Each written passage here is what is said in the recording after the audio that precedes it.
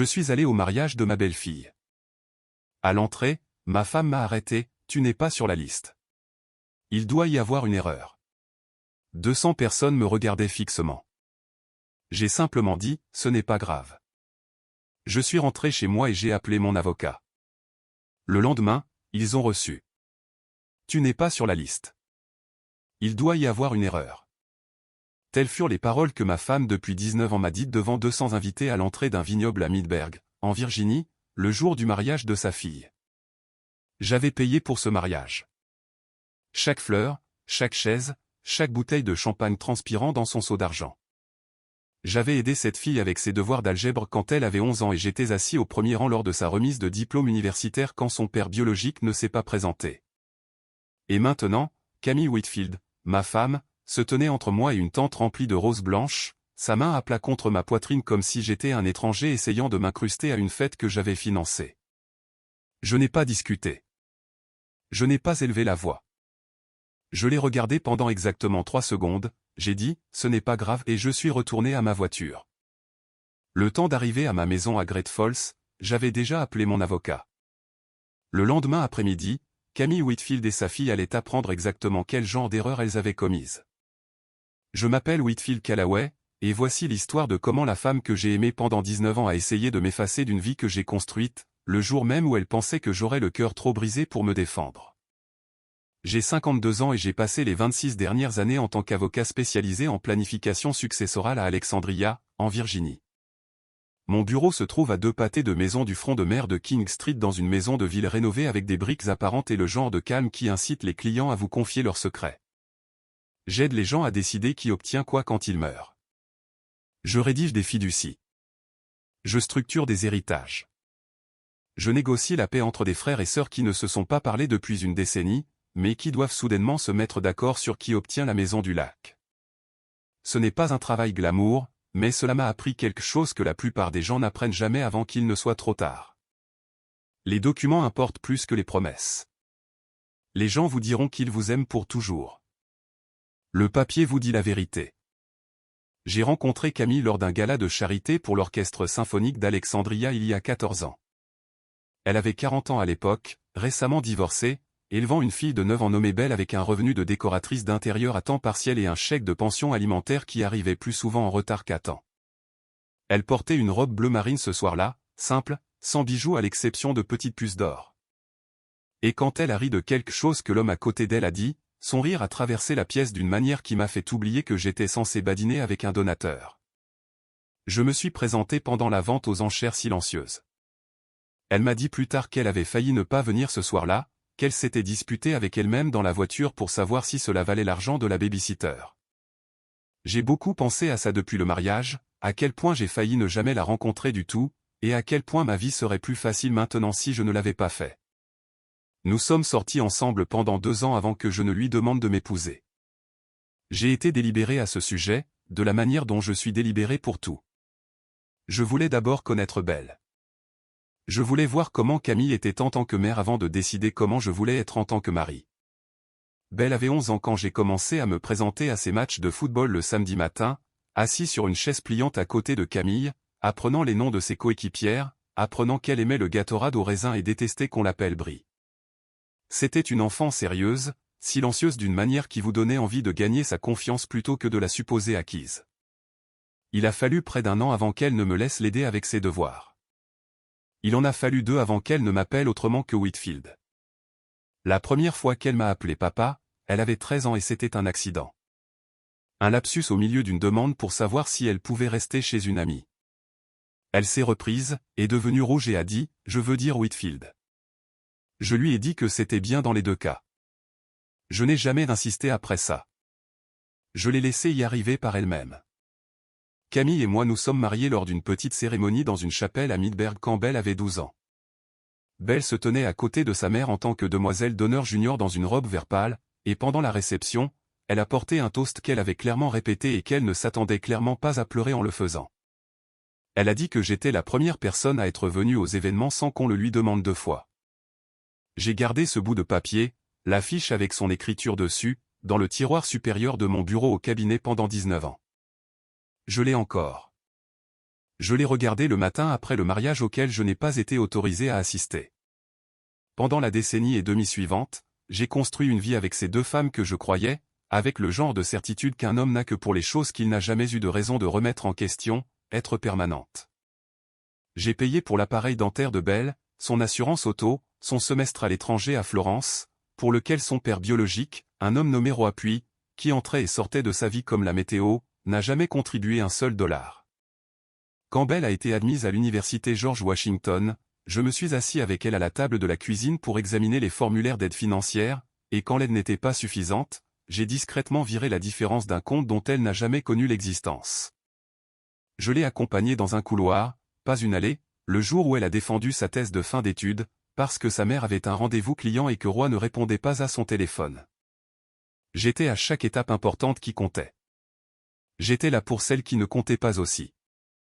Parce que c'est ce que vous faites quand vous décidez qu'un enfant est le vôtre, peu importe ce que la biologie en dit. La carrière de Camille a prospéré pendant ces années d'une manière dont j'étais sincèrement fier. Elle est passée de petits projets de design résidentiel à la direction de sa propre entreprise, Callaway Interior, avec une liste de clients qui comprenait finalement 2 membres en exercice du Congrès et la femme d'un diplomate saoudien. Je l'ai aidé à structurer la SARL. J'ai examiné chaque contrat avant qu'elle ne le signe. Je l'ai accompagnée pendant 3 ans de croissance lente et peu glamour. Les années où elle se rendait sur les chantiers dans une Volvo de 10 ans et mangeait du café de station-service au petit déjeuner, avant les années où elle conduisait une Mercedes en leasing et était photographiée pour un article dans un magazine de design régional. Je vous dis tout cela non pas pour compter les points, bien que je comprenne comment cela sonne. Je vous le dis parce que j'ai besoin que vous compreniez à quoi ressemble 19 ans de construction de quelque chose avant de vous dire à quelle vitesse cela peut être démantelé par 2 femmes se tenant à l'entrée d'une tente avec un presse-papier. Les fissures ont commencé à apparaître environ 18 mois avant le mariage, bien que je ne les ai pas reconnues comme des fissures à l'époque. Je les ai reconnues comme de l'épuisement, comme la friction naturelle de 2 personnes mariées depuis assez longtemps pour cesser de jouer la comédie l'une pour l'autre. Camille a commencé à prendre des appels dans son bureau à domicile avec la porte fermée, ce qu'elle n'avait jamais fait auparavant. Elle a commencé à aller à des dîners de clients qui se terminaient plus tard que les dîners de clients ne le font habituellement. Rentrant à la maison à 22 ou 23 heures, sentant faiblement le vin et l'eau de Cologne de quelqu'un d'autre, ce qu'elle justifiait comme étant le restaurant, les autres invités, comme n'étant rien. J'ai remarqué de la manière dont on remarque un courant d'air dans une maison où l'on a vécu pendant des années sans comprendre immédiatement d'où il vient. Le nom de l'homme, j'allais l'apprendre plus tard, était Desmond à Chartley, un capital risqueur qu'elle avait rencontré par le biais d'une recommandation de client, 12 ans plus jeune qu'elle, le genre d'homme qui portait un blazer à un déjeuner du mardi et appelait ça décontracté.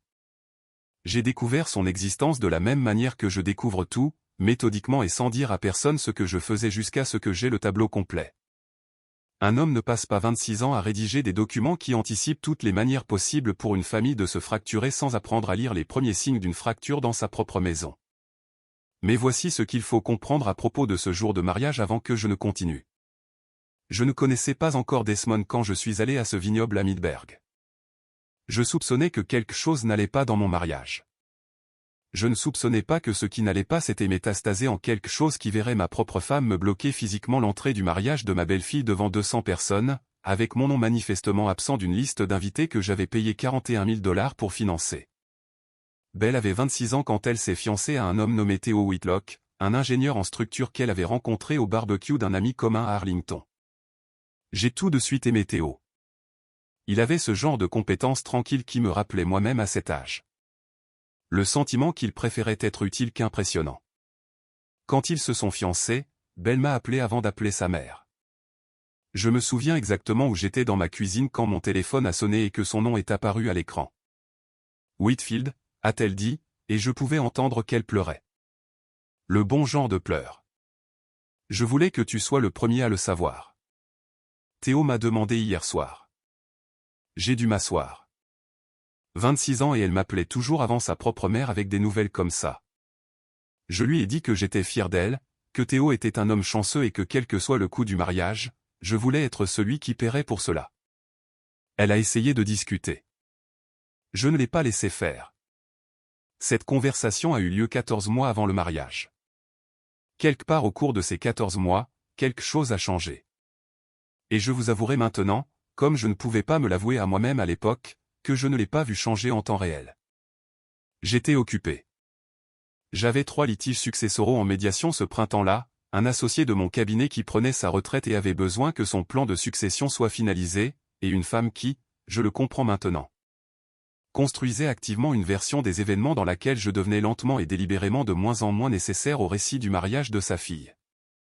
Cela a commencé modestement. Je n'ai pas été inclus dans la dégustation du menu, ce que Camille a expliqué comme un oubli. Le planificateur n'avait réservé que 4 places, et elle avait supposé que je ne voudrais pas passer 2 heures à comparer les préparations de saumon. Quoi qu'il en soit, j'ai laissé passer. Je n'ai pas été inclus dans la conversation sur le plan de table, cependant. J'ai remarqué, en jetant un coup d'œil à un brouillon que Camille avait laissé ouvert sur l'îlot de la cuisine un soir, que mon nom n'y figurait pas du tout, même pas à une table du fond. Quand je lui ai posé la question, elle a dit que le plan était encore en cours, que bien sûr je serais assis. Ne sois pas paranoïaque, Whitfield. J'ai laissé passer ça aussi, parce que c'est ce que 19 ans de confiance font à un homme. Cela le rend lent à croire les preuves qui se trouvent devant lui. La répétition a eu lieu le jeudi avant le mariage dans le même vignoble où la cérémonie aurait lieu 2 jours plus tard, une propriété appelée Ashbourne Hill, en retrait d'une route à 2 voies à l'extérieur de Midberg, avec une laiterie convertie qui avait été transformée en espace événementiel. Tout en poutres apparentes et guirlandes lumineuses. Je n'ai pas non plus été invité au dîner de répétition. Camille m'a dit que c'était un événement restreint, réservé à la famille immédiate et aux membres du cortège nuptial, et que je devais prévoir d'arriver directement à la cérémonie le samedi. Je veux être honnête avec vous. À ce moment-là, une partie silencieuse et inexprimée de moi avait déjà commencé à comprendre ce qui se passait. Je ne m'étais juste pas encore permis de prononcer les mots à voix haute, même dans ma propre tête. Un homme peut savoir quelque chose et refuser de le savoir en même temps. J'étais devenu très bon à cette compétence particulière au cours des 18 mois précédents. Ce que je ne savais pas, ce que je n'apprendrai que bien plus tard, c'est que Belle n'avait rien à voir avec tout cela. Ma belle-fille, la jeune fille qui avait porté un toast en larmes à notre mariage quand elle avait 12 ans, avait passé la majeure partie d'une année à être trompée par sa propre mère à propos d'une liste d'invités que Camille avait discrètement et délibérément modifiée en coulisses. Camille avait dit à Belle que j'étais mal à l'aise d'assister, que j'avais eu une dispute avec elle, que j'étais trop embarrassé pour en discuter, qu'il serait plus facile pour tout le monde si ma présence n'était pas imposée un jour qui devrait être consacré à Belle et Théo. Belle, submergée par le stress de son propre mariage et faisant confiance à sa mère comme les filles le font généralement, n'avait pas pensé à m'appeler pour me le demander directement. Elle a supposé, parce que sa mère lui avait donné toutes les raisons de le supposer, qu'il y avait un conflit privé d'adultes dans lequel elle n'était pas censée s'immiscer. Je me suis rendu à Midberg le samedi matin avec une carte dans la poche de ma veste que j'avais passé 3 nuits à écrire et réécrire, et un chèque à l'intérieur, un cadeau de mariage en plus de tout ce que j'avais déjà payé, parce que c'est qui je suis. Même quand quelque chose au fond de moi me dit d'être prudent. Je portais le costume bleu marine que Camille avait choisi pour moi 8 mois plus tôt, quand nous nous parlions encore comme des gens qui partageaient une vie. Je me suis garé sur le parking de débordement en gravier parce que le parking principal était déjà plein, et j'ai marché vers l'entrée de la laiterie où une jeune femme en robe noire se tenait avec un iPad, vérifiant les noms sur une liste numérique. Callaway, lui ai-je dit. Whitfield Callaway. Elle a fait défiler. Elle a fait défiler à nouveau. Elle m'a regardé avec le malaise particulier de quelqu'un qui vient de réaliser qu'il s'apprête à annoncer une mauvaise nouvelle à un homme en costume qui coûte plus cher que son loyer mensuel. Je suis vraiment désolé, monsieur. Je ne vous ai pas sur la liste. Laissez-moi juste.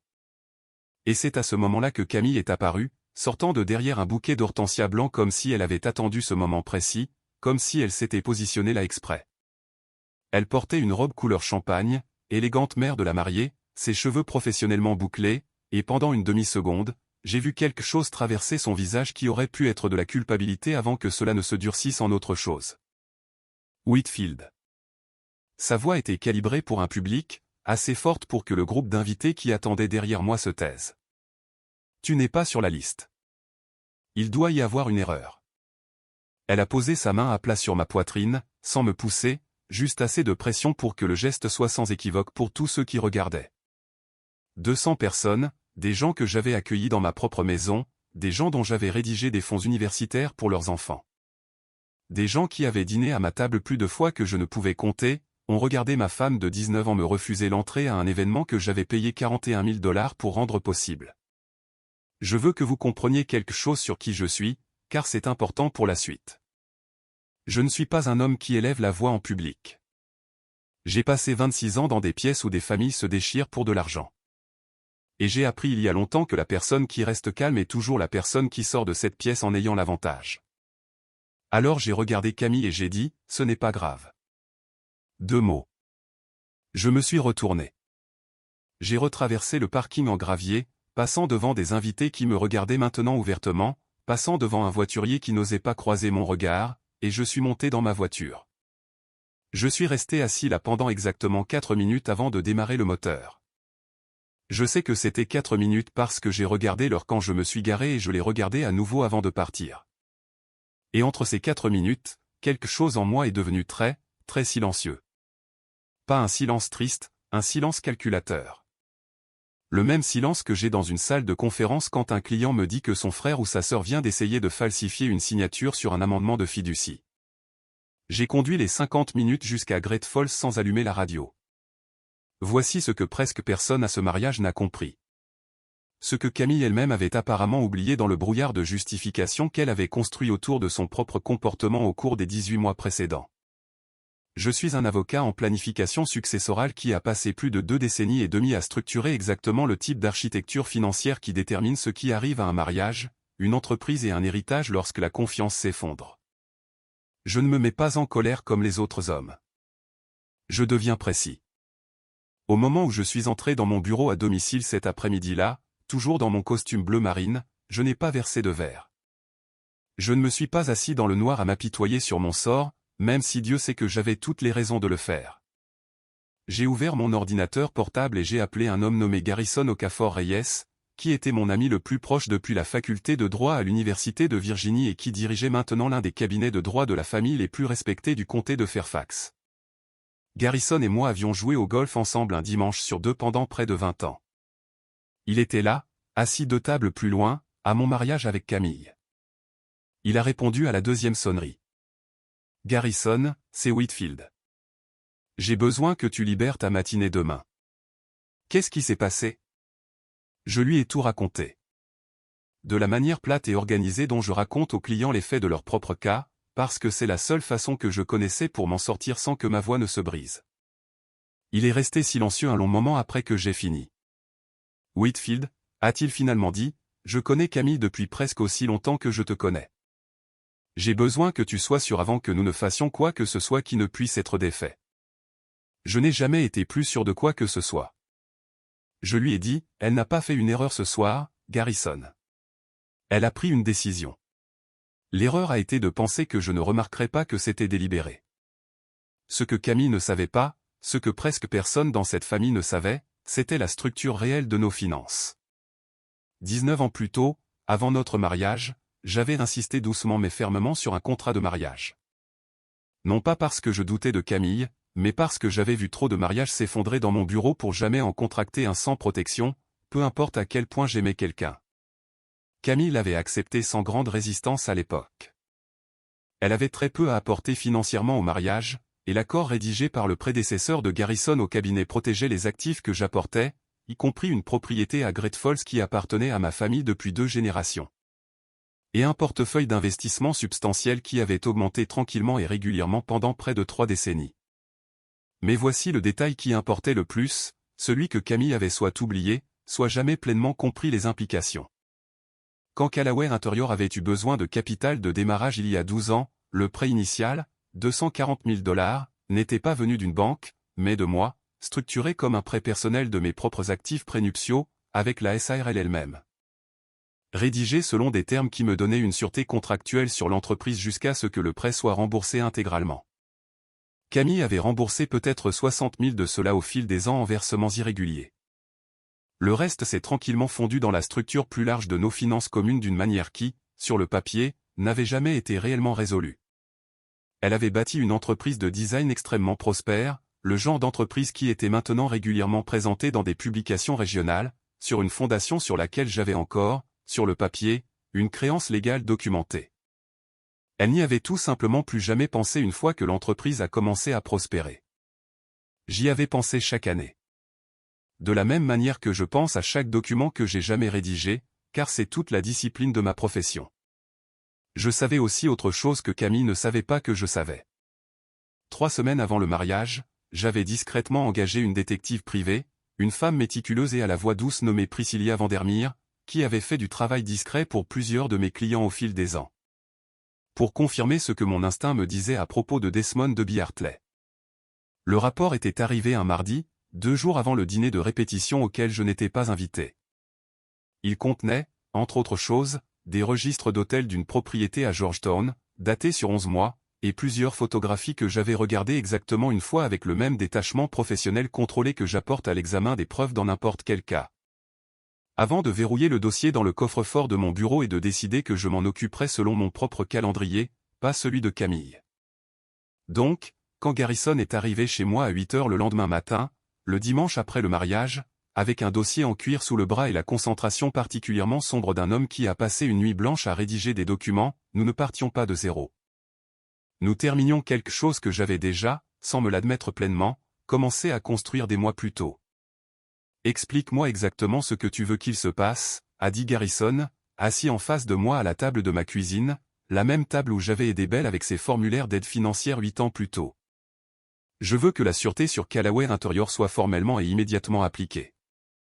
J'ai dit que je voulais une lettre de mise en demeure formelle pour le solde du prêt impayé, le montant total dû dans les 30 jours, exactement comme le spécifie l'accord initial. Je veux que la demande de divorce soit rédigée, citant intégralement le contrat de mariage, et je veux que le nom de Desmond à Hartley et les registres de l'hôtel de Georgetown soient joints comme pièce justificative pour la clause d'infidélité, qui, comme vous vous en souviendrez, affecte de manière significative les dispositions de pension alimentaire que nous avons inscrites dans cet accord il y a 19 ans. J'ai fait une pause. Et je veux que tout soit livré demain matin, non pas parce que j'essaie de la ruiner, Garrison, mais parce que j'en ai assez d'être patient avec les gens qui pensent que ma patience est la même chose que la faiblesse. Garrison m'a étudié un long moment. Et Belle ? Cette question a frappé plus fort que tout ce qu'il aurait pu dire. Belle n'a pas fait ça, lui ai-je dit. J'ai besoin que tu comprennes cela clairement avant d'aller plus loin. Quoi qu'il arrive avec Camille, Belle est toujours ma fille, et rien de ce qui se passera demain ne devrait la toucher directement. Je m'occuperai de cette conversation moi-même. Les documents sont partis le lundi matin, livrés en main propre par un huissier de justice au bureau de Camille sur King Street, la même rue où se trouve mon propre bureau, à 2 pâtés de maison, un détail que j'ai noté avec une sorte d'ironie amère que je n'ai pas examiné de trop près. La lettre de mise en demeure pour le solde du prêt de Callaway Interior a été livrée simultanément à l'agent enregistré de la SARL. La demande de divorce avec ses pièces jointes a été livrée à notre domicile à Great Falls le même après-midi alors que j'étais au bureau en train de gérer avec ce que je ne peux décrire que comme un calme surréaliste, une signature de fiducie de routine pour une cliente âgée et son petit-fils. Mon téléphone a commencé à sonner à 14h14 cet après-midi-là. Je l'ai laissé aller sur la messagerie vocale. Il a sonné à nouveau à 14h19, 14h31 et 14h47. À 16h, il y avait 11 appels manqués de Camille et 3 d'un numéro que je ne reconnaissais pas, qui s'est avéré, j'allais l'apprendre plus tard, être celui de Desmond. Je n'ai répondu à aucun d'eux. Je suis rentré à la maison à mon heure habituelle, j'ai dîné seul à cette même table de cuisine, et je suis allé me coucher. Camille attendait dans l'allée quand je suis rentré du bureau le lendemain soir, assise sur les marches du perron dans le froid de novembre sans manteau, ce qui m'a frappé même alors comme une sorte de performance. De la même manière que tout ce qui concernait ce jour de mariage avait été une performance pour un public de 200 personnes. Je me suis garé et je suis sorti de ma voiture lentement. « Tu essaies de me détruire » a-t-elle dit avant même que j'aie atteint les marches.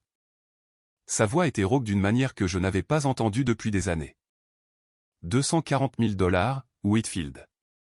Tu veux que je liquide mon entreprise pour une dette d'il y a 12 ans dont nous étions tous les deux d'accord qu'elle n'avait plus d'importance ? Nous n'avons jamais été d'accord qu'elle n'avait pas d'importance, ai-je dit, en gardant ma voix égale. Tu as arrêté de la rembourser et j'ai arrêté de te le rappeler parce que je croyais que ce que nous avions était plus grand qu'une feuille de calcul. J'avais apparemment tort à ce sujet. Alors maintenant, nous revenons à la feuille de calcul. C'est à propos du mariage, a-t-elle dit. C'est toi qui me punis parce que j'ai pris une mauvaise décision à l'entrée. Camille. Je me suis arrêté sur la 2e marche, Assez près maintenant pour voir que son maquillage avait coulé. Que le sang-froid qu'elle avait porté comme une armure pendant l'année et demie précédente s'était finalement fissuré. Je sais pour Desmond. Le silence qui a suivi a duré assez longtemps pour qu'un chien du voisinage commence à aboyer quelque part dans la rue, et j'ai regardé cela s'inscrire sur son visage. L'effondrement total et spécifique de quelqu'un qui vient de comprendre que la version des événements qu'il gérait depuis des mois vient de s'écrouler complètement d'un coup. Je peux expliquer ça, a-t-elle finalement dit, ce qui est, j'ai appris en 26 ans dans cette profession, ce que les gens disent exactement quand il n'y a plus rien à expliquer. Je n'ai pas besoin que tu le fasses, je lui ai dit. J'avais besoin que tu me gardes sur une liste d'invités à un mariage que j'ai payé. Tu n'as pas pu gérer ça. Alors maintenant, je n'ai plus besoin de rien d'autre de ta part.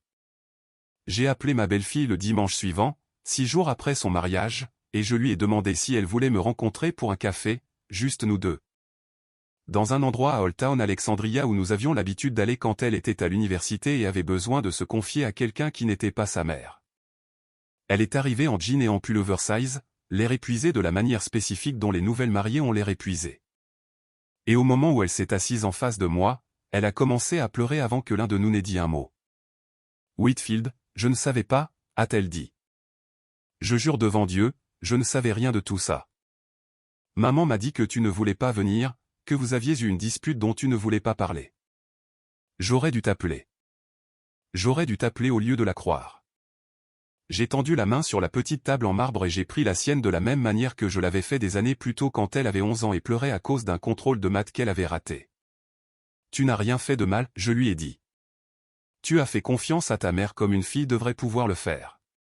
Rien de tout cela n'est de ta faute, et j'ai besoin que tu l'entendes vraiment, pas seulement que tu hoches la tête et fasses semblant de l'entendre. Qu'est-ce qui va se passer maintenant, a-t-elle demandé. Avec toi et maman? J'ai été honnête avec elle, comme j'ai toujours essayé de l'être, même quand l'honnêteté était inopportune. Ta mère et moi allons divorcer, j'ai dit. Il y a des questions financières entre nous qui vont être difficiles, et je ne vais pas prétendre le contraire. Mais belle, écoute-moi attentivement. Rien de tout cela ne change ce que nous sommes l'un pour l'autre. Je suis toujours ton père de toutes les manières qui ont jamais compté, et ce n'est pas quelque chose qu'un plan de table de mariage peut défaire. Elle a pleuré plus fort à ces mots, le genre de pleurs soulagés. Et je suis resté avec elle dans ce café pendant près de 2 heures pendant qu'elle me racontait tout, la version de la planification du mariage que Camille avait construite. Les mensonges superposés assez soigneusement pour que même une fille qui m'aimait ne puisse pas les voir à temps. Théo nous a rejoints vers la fin, ayant été prévenu par Belle par message quelque temps pendant la 2e heure, et il m'a serré la main et m'a dit avec le genre de franchise que j'avais aimé chez lui dès le début qu'il était désolé, qu'il n'avait pas su non plus. Que j'aurais toujours une place à n'importe quelle table que lui et Belle dresseraient jamais. Les mois suivants se sont déroulés avec la lenteur particulière que quiconque a traversé un divorce contesté reconnaîtra. Camille a engagé son propre avocat, une femme vive et agressive d'un cabinet de Tyson S. Corner, qui a tenté dans les premiers rounds de faire valoir que le contrat de mariage devrait être invalidé au motif qu'il était abusif. Une tactique familière que j'avais vu déployer contre des dizaines de clients au fil des ans, et que j'avais franchement anticipé. Garrison a démantelé cet argument en un seul après-midi de déposition, présentant au tribunal 19 ans de dossiers financiers, la documentation originale du prêt pour Callaway Interior, et la propre signature de Camille, notariée et attestée sur l'accord original. Le prêt commercial a été la partie qui l'a le plus blessé, je pense, plus que le divorce lui-même, plus même que l'affaire devenant une question de dossier judiciaire. Callaway Interior, l'entreprise qu'elle avait bâtie à partir de rien, l'entreprise avec les clients du congrès et les articles de magazine, a été forcée d'entrer dans un plan de remboursement structuré qui l'a obligé à liquider une partie importante de sa participation à un acheteur privé.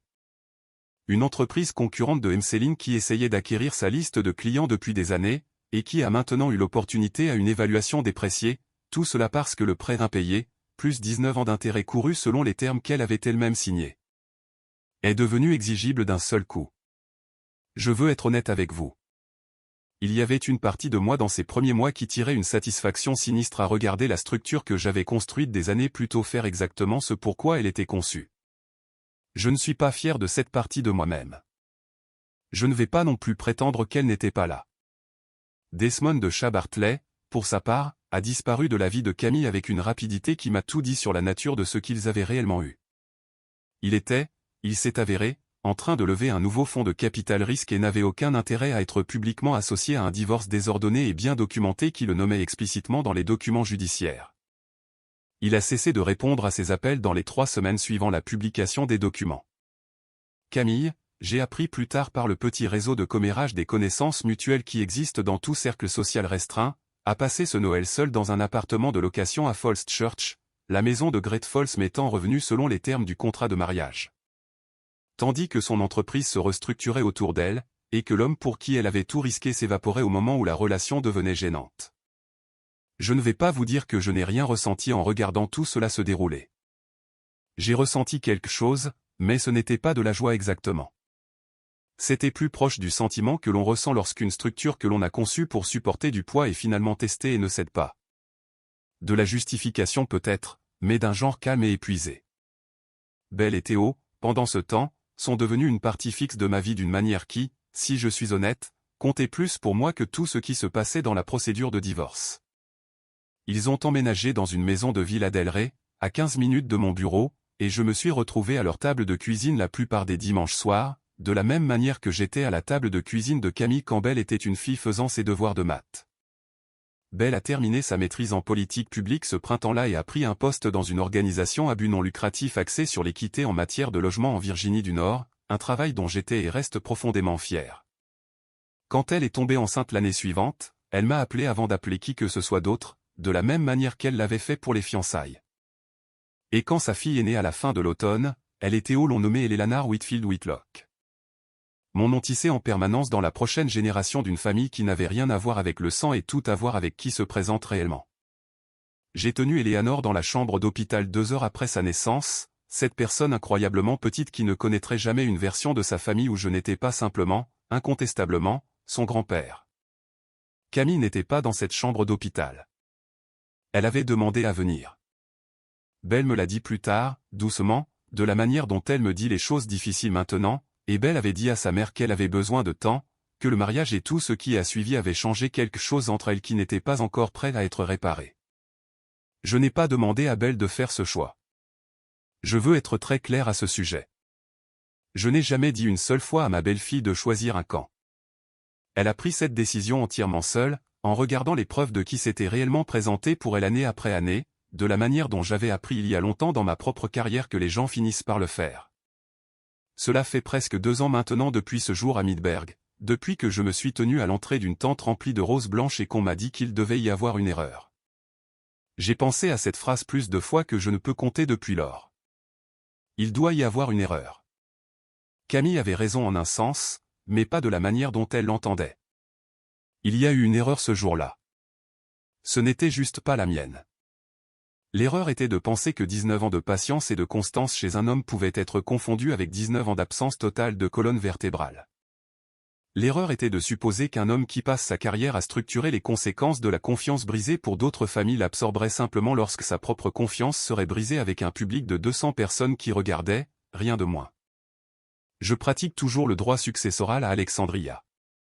J'aide toujours les familles à décider qui obtient quoi, qui est commémoré, et qui est discrètement effacé lorsque les personnes qui en font partie sont parties. Je pense à ma propre famille différemment maintenant qu'avant ce jour de mariage, moins en termes de qui partage mon sang et plus en termes de qui se présente réellement année après année dans les moments peu glamour et non enregistrés que personne ne met sur un plan de table. Belle m'appelle tous les dimanches maintenant juste pour parler, de la même manière qu'elle appelait pour ses devoirs de maths. Eleanor a presque 1 an et a commencé à dire quelque chose qui ressemble, si on plisse les yeux, à Pop, ce que Théo et Belle ont décidé que je devrais être appelé. Un petit cadeau délibéré qu'ils n'avaient pas à me faire mais qu'ils ont fait quand même. Je ne sais pas ce qui est arrivé à l'entreprise de Camille à long terme. Pas entièrement. J'ai entendu dire de seconde main que Callaway Interior a survécu à la restructuration. Plus petite maintenant, avec un nom différent sur la moitié des capitaux propres, mais toujours en activité. Je ne lui souhaite sincèrement aucun mal supplémentaire. Je ne suis pas dans le business de la vengeance pour le plaisir. Je ne l'ai jamais été. J'étais dans le business des conséquences, de m'assurer que les structures que j'avais passé une vie à construire signifiaient réellement quelque chose quand elles étaient finalement testées. Ce que j'ai appris dans les mois qui ont suivi ce mariage, c'est que vous pouvez aimer quelqu'un pendant 19 ans et être toujours un étranger à ce qu'il fera quand il pense que personne ne regarde assez attentivement pour le remarquer. Et vous pouvez aussi découvrir dans les décombres de cela qui regardait réellement depuis le début, qui vous a réellement choisi encore et encore de toutes les petites manières qui ne sont pas photographiées pour un article de magazine, mais qui comptent infiniment plus que tout cela. Et, très vite avant que vous ne partiez, je veux dire quelque chose à propos de celle-ci. La partie qui m'a poussé à écrire cette histoire n'était pas le mariage. Ce n'était même pas l'argent. C'était le temps que Whitfield est resté silencieux pendant que tous ces petits signes continuaient de s'accumuler. La dégustation manquait, le plan de table, le dîner de répétition auquel il n'était pas invité. Nous faisons tout cela. Nous remarquons que quelque chose ne va pas et nous nous en dissuadons parce que l'alternative est trop douloureuse à accepter. Et honnêtement, je ne pense pas que rester calme à ce moment-là vous rend faible. Je pense que cela vous rend dangereux de la meilleure façon, parce que vous ne réagissez pas, vous êtes attentif. Donc, si vous avez une intuition à propos de quelqu'un en ce moment que vous continuez à justifier, peut-être faites-lui un peu plus confiance.